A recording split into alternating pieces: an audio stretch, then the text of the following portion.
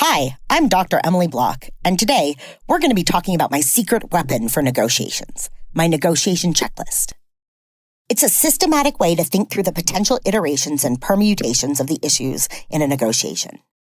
It organizes thinking around the elements that directly affect the outcome, such as what do I want, what's my bargaining position, and what the other side might be thinking.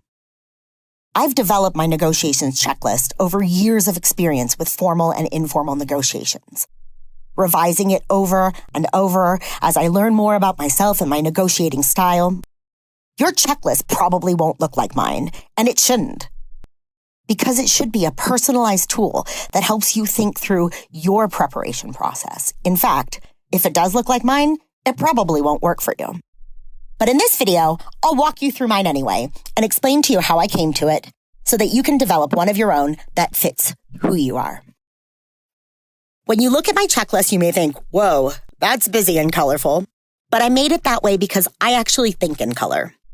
This means that when I'm out and about and I find myself in a negotiation, I can just close my eyes and picture the circles and the colors.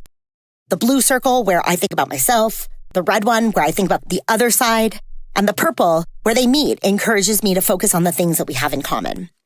I use it all the time, even for the simplest negotiations in my professional and my personal life. Most of the time I start thinking about myself. That's the blue. I ask myself, what's my BATNA? Both overall and across the range of sub-issues that make up the negotiation. Not only do I ask myself, what would be the best and worst case outcomes across each issue, but I try and prioritize them by assigning points to each to understand their relative importance. I consider, what are my rights in this situation? What are my interests? And what types of power do I have? I also ask myself, what are my constraints? What limits my action? Finally, I ask myself, what do I need to watch about myself going into the negotiation? Sometimes that means telling myself to be less stubborn. Other times, it means telling myself to stick to my guns. Sometimes I go through this blue circle systematically. At other times, it's really quick and dirty.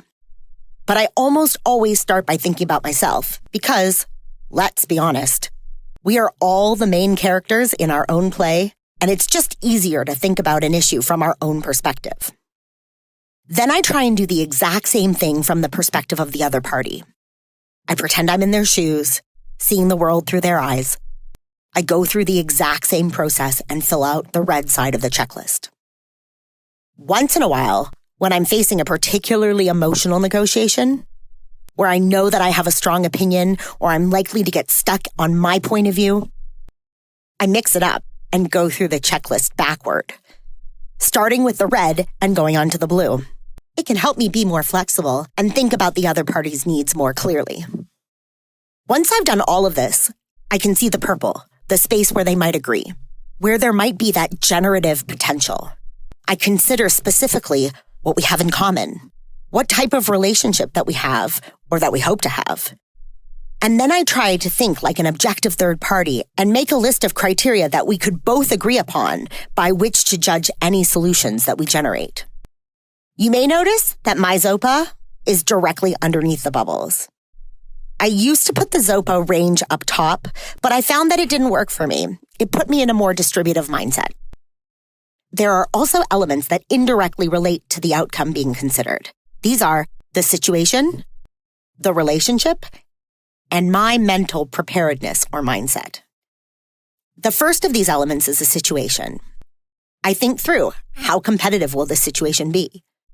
What does the power structure look like? Who will bring up issues, and does it make sense for me to make the first offer?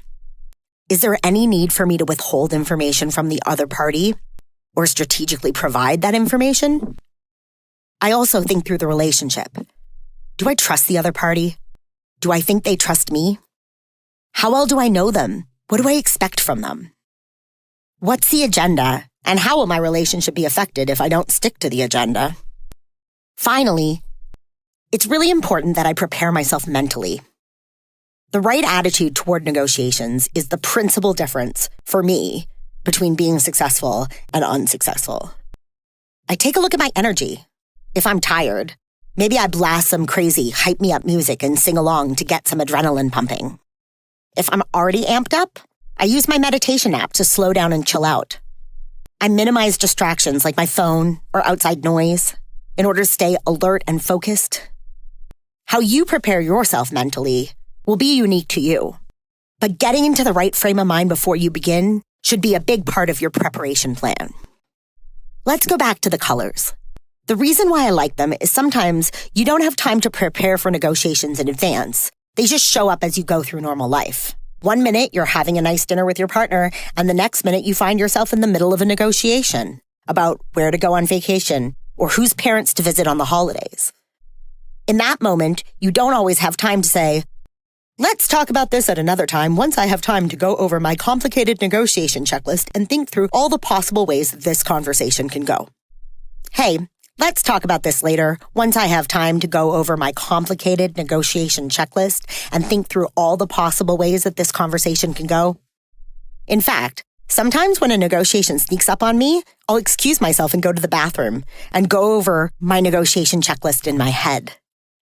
The colors give me a little cheat sheet for those scenarios so that I can remember on the fly the broad categories and be prepared to negotiate at a moment's notice.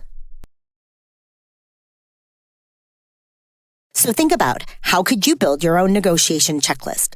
One that would be useful for you, even when you aren't hiding in a bathroom. Thanks for watching.